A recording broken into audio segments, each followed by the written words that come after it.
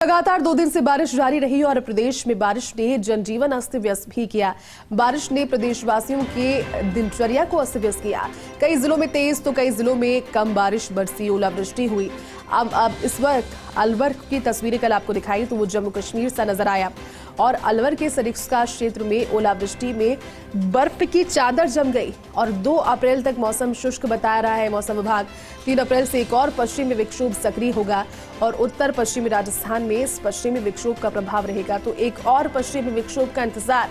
अब अगर इस लिहाज से देखा जाए, क्योंकि मौसम में इस तरह से मार्च के महीने में कभी भी बरसात अगर होती है तो लगभग 1-2 दिन की रहती है, लेकिन पूरा का पूरा मार्च का महीना 2 दिन का गैप होता है, उसके बाद में बारिश में निकल जाता है। कुल मिलाकर के अलग अलग तस्वीरें ओलावृष्टि की कल भी सामने आई।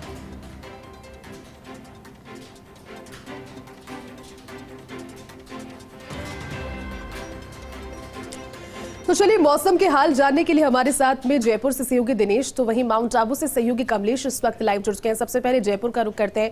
दिनेश, 2 दिन का समय बीत गया है जयपुराइट्स को। पहले ये सर्दी और ये हल्की जो बारिश है ये शुरुआत में तो भा रही थी, लेकिन अब जनजीवन इससे प्रभावित हुआ है।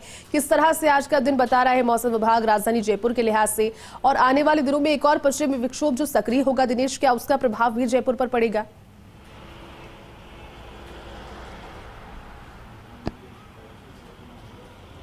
जी जयती देखिए, पिछले 2 दिन से लगातार राजधानी जयपुर ही नहीं आसपास के कई जिलों में बारिश हुई है और कई जिलों के लोगों को बारिश ने प्रभावित किया है। लगातार 29-30 मार्च को जो बारिश हुई है वो पूरी तरह लोगों को प्रभावित कर चुकी है। कह सकते हैं कि प्रदेश के अधिकांश जिलों में कहीं हल्की तो कहीं मध्यम दर्जे की बारिश दर्ज की गई है और कई जिलों में तेज हवाओं अंधड़ के साथ में बारिश आई, तो कहीं इस वजह से लगभग पूरी तरह लोग अस्त व्यस्त हो गए। ऐसे में कल बीती शाम भी हमने देखा कि राजधानी जयपुर में तेज बारिश दर्ज की गई है। राजधानी की सड़कें पूरी तरह तरबतर हो चुकी थी। ये पश्चिमी विक्षोभ का ये असर था, जिस वजह से कि लगातार बारिश और ओले नजर आए। अलवर और बीकानेर जिलों में काफ़ी बड़ी साइज़ में और काफ़ी देरी के लिए ओले लगातार, बीकानेर में 2 दिन तक लगातार ओले गिरे, तो ये किसानों के लिए काफ़ी नुकसानदायक साबित होंगे, क्योंकि लगातार ओले गिरने किसानों की जो रबी की फसल है वो लगभग कट चुकी है, तैयार हो चुकी है, खेतों में पड़ी है। तो जो अनाज था वो तो नष्ट होता ही जा रहा है, लेकिन पशुओं के लिए भी चारे का संकट होता है। खेतों में पानी भर गया, अनाज का जो चारा था वो चारा भी गलने की कगार पे है, तो ये एक बड़ा संकट किसानों के लिए पैदा होने वाला है। और इसके लिए हालांकि सरकार ने गिरदावरी करवाकर जल्द मुआवजा देने की मांग की है, लेकिन ये एक बड़ी समस्या किसानों के लिए है, क्योंकि जो मुआवजा कह सकते हैं या जो फसली बीमा जो क्लेम जो मिलता है वो किसानों को बहुत नाकाफ़ी होता है। जो उनकी लगभग 4 से 5 महीने की जो मेहनत होती है और जो खर्चा उनका खेती में होता है वो कई गुना हो जाता है। ऐसे में ये बहुत नाकाफ़ी होता है और इसी वजह से हमने पिछले दिनों देखा कि कोटा में पाली में एक किसान ने सुसाइड कर लिया था। तो किसान कहीं ना कहीं इस दौर में बहुत डिप्रेशन में गुजर रहा है। ये वेस्टर्न डिस्टर्बेंस आमजन को तो प्रभावित कर रहा है, लेकिन प्रदेश के अन्नदाताओं को काफ़ी नुकसान पहुँचा रहा है। ऐसे में एक और वेस्टर्न डिस्टर्बेंस की मौसम विभाग चेतावनी दे रहा है। हालांकि इस वेस्टर्न डिस्टर्बेंस का ज़्यादा असर नहीं होने की संभावना बताई जा रही है, क्योंकि एक छोटा वेस्टर्न डिस्टर्बेंस 3 अप्रैल को जैसे सक्रिय होगा तो वो कहीं ना कहीं एक बार फिर से प्रदेश में बारिश और तेज़ हवाएं का दौर नज़र आएगा, लेकिन उसका असर जो रहेगा वो उत्तरी और पश्चिमी राजस्थान में नज़र आएगा। ये कह सकते हैं शेखावाटी क्षेत्र और बीकानेर संभाग के कुछ जिलों में उसका असर नज़र आएगा और फिर एक बार से 3 अप्रैल को प्रदेश के जिलों में बारिश की संभावना है।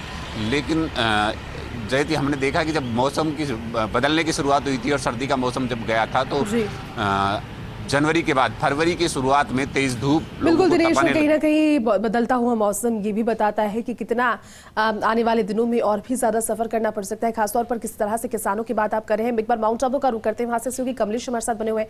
कमलेश, प्रदेश में एकमात्र जो हिल स्टेशन माउंट आबू की तस्वीरें इस बदलते मौसम में अगर आपसे जानना चाहें तो क्या वो तस्वीरें हैं, किस तरह का माहौल, किस तरह की तस्वीरें? और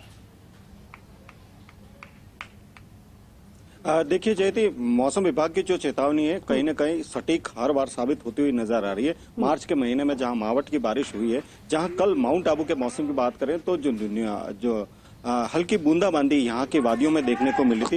एक नजारा देखिए, सुंदर नजारा इस वक्त जो नक्की झील है, नक्की झील से सुंदर नजारा यहाँ पर देखने को मिल रहा है। जो माउंट आबू की जो खूबसूरती है, इस कह सकते हैं कि जो बारिश जो हो रही है उसके बाद यहाँ की फिजाओं में रंगत नजर आ रही है। और सुबह का समय है, देखिए जो सैलानी है नक्की झील के पाल के किनारे पर यहाँ पर बैठकर जो सुबह के मौसम का जो आनंद है वो लेते हुए नजर आता है। कह सकते हैं कि जो माउंट आबू की जो मौसम का मिजाज है वो मौसम का मिजाज जरूर बदला है, लेकिन कहीं न कहीं कह सकते हैं कि सिरोही जिले या प्रदेश के जो किसान है इस बारिश से कहीं न कहीं त्रस्त नजर आ रहे। उनकी जो फसलें है वो सारी चौपट हो चुकी है। उनकी मांग यही है कि उनकी गिरदावरी करवाकर उनकी जो फसल का जो नुकसान हुआ है उसकी भरपाई हो। वहीं पर्यटन के लिहाज से माउंट आबू की बात करें तो पर्यटन के लिहाज से इस मौसम के अंदर पर्यटकों का आना लगातार जारी है। हम बात करने की कोशिश करेंगे, कुछ पर्यटक भी मेरे साथ यहाँ पर मौजूद हैं, उनसे बात करते हैं। भाई साहब कहाँ से आए हैं आप लोग?